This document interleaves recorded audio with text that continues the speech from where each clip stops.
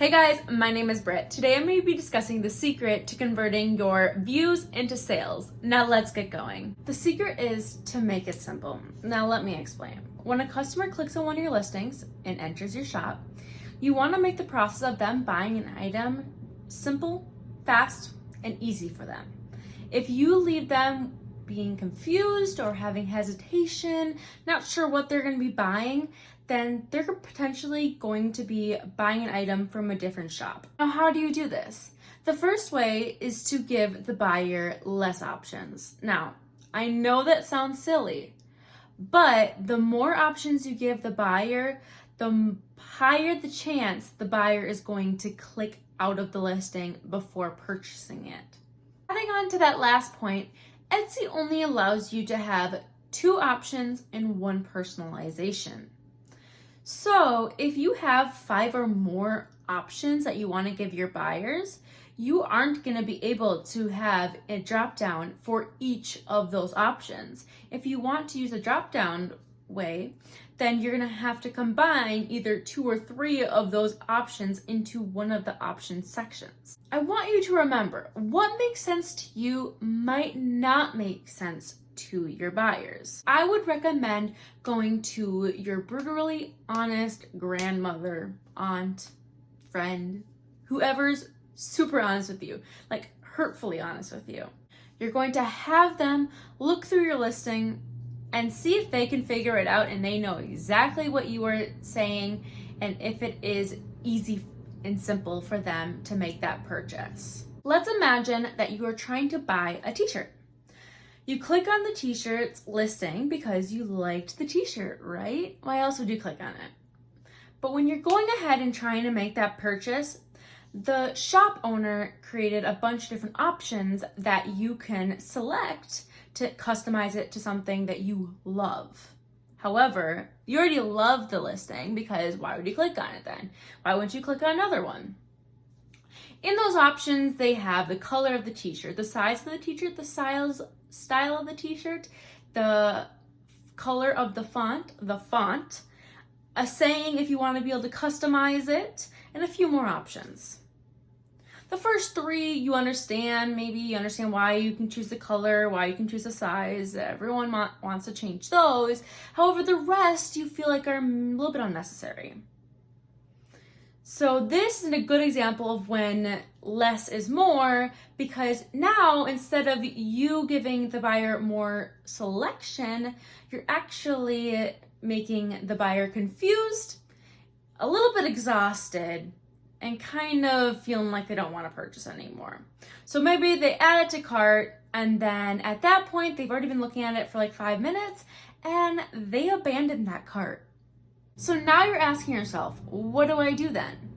Instead of having it all in one listing, you are going to have them in several different listings. So if you have 5 sayings that you love and you want on your shop, put them in 5 different listings. If you want your buyer to see them because they're related, then what I've done in my shop is I've done similar listings and then I put all the URLs to those listings underneath that.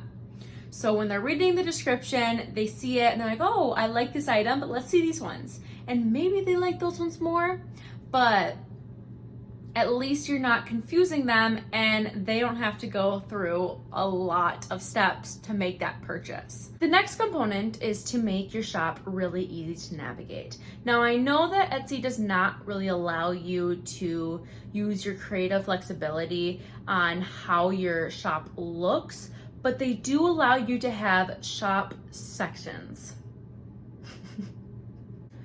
Okay, a little side note, say shop sections. Shop sections really fast 5 times. It's hard. Over the past week, I have been utilizing Etsy ads. Now, this tool allows you to see which listing your buyers actually found and then which listing they bought. More times than not, the people found one listing and they bought a completely different listing on my site. And I do pride myself in having very clear sections, so if they like the style of one of my digital downloads, they can go find another one that's maybe a different color or a different font, something a little bit different and closer to what their shop aligns with. Little commercial break. So right now I am actually documenting my Etsy ads journey. I am doing it for 1 to 2 months, and I am going to be doing it for $5 on my digital download Etsy shop. Now, on my digital download Etsy shop, my prices range from $2 to $1.50. So I have to make quite a few sales a day through ads to make it worth it. I will be showing you guys my analytics every single morning so you can see the ups and the downs that I'm going to be going through during these next couple months. After I get that, I am going to be another video that I'm going to be posting the same day that is telling you what I've learned and what I think about Etsy ads as a whole. I have done a few videos on Etsy ads in the past, but I don't think I really gave it a real shot. Like, I might have done $1 Etsy ads, but I've heard that if you're doing $1 Etsy ads, it's almost not worth it. So I want to test that theory and see if it's true. So the second video will have all of those thoughts. With that being said, subscribe to my channel to see that video. It's not going to be posted until August or September, probably September, because if I'm going to give it 2 months, that will be September.